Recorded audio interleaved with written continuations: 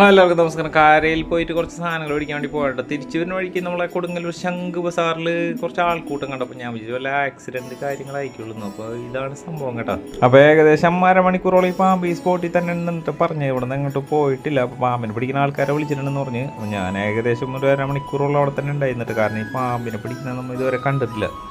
അപ്പോൾ അവർ വന്ന് പിടിക്കുന്ന കാണാമെന്ന് വെച്ചിട്ട് ഞാനിങ്ങനെ വെയിറ്റ് ചെയ്യായിരുന്നു. ഇവർ വന്നു. പുള്ളിയുടെ കൂടെ ഒരു ലേഡി ഉണ്ടായിരുന്നിട്ട്. ആ ലേഡി എനിക്ക് തോന്നുന്നു പാമ്പിനെ പിടിക്കുന്ന ആളാണെന്ന് എനിക്ക് ഡൗട്ടുണ്ട്. കാരണം ചാനലുകളിലൊക്കെ നമ്മൾ കണ്ടിട്ടുള്ളതെന്ന് വെച്ചാൽ ബാബ സുരേഷ് പാമ്പിനെ പിടിക്കുന്ന കണ്ടിട്ടുണ്ട്, അത് നേരിട്ട് കണ്ടിട്ടില്ല. അപ്പോൾ ഈ ലേഡി എന്ന് പറയുന്ന ഒരു ലേഡി പാമ്പിനെ പിടിക്കുന്ന കണ്ടിട്ടുണ്ട്. ഞാൻ ലേഡിയാണോ ഈ ലേഡി എന്ന് നമുക്കറിയില്ല. അപ്പോൾ അറിയാവുന്നവരാണെങ്കിൽ കമൻറ്റ് ചെയ്യുക.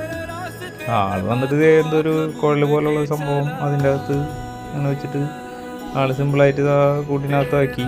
എനിക്ക് തോന്നുന്നു ആ കൂട്ടിയിൽ വേറെ പാമ്പുകളുണ്ടെന്ന് തോന്നണം. കാരണം പുള്ളി ആ കൂടെടുത്ത് വരുമ്പോൾ അത്യാവശ്യം വെയിറ്റുള്ള പോലെ തോന്നിയത്. ഞാൻ പറഞ്ഞ ലേഡി ഇതാണ് കേട്ടോ.